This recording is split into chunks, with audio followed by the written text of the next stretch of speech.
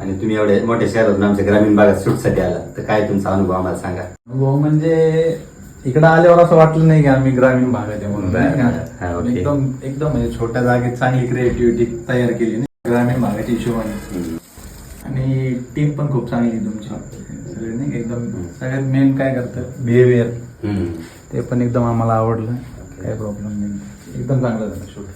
तुम्ही काय सांगता, जे कोणी ग्रामीण भागातून पुणे मुंबई अशा ठिकाणी प्रिवेडिंग शूटसाठी जाते, तर तुम्ही काय सजेस्ट करता त्यांना. आम्ही सजेस्ट करू की लवकरात लवकर तुमच्या स्टुडिओला भेट द्या आणि पाहिजे तसे तुम्ही शूट इथं करू शकता.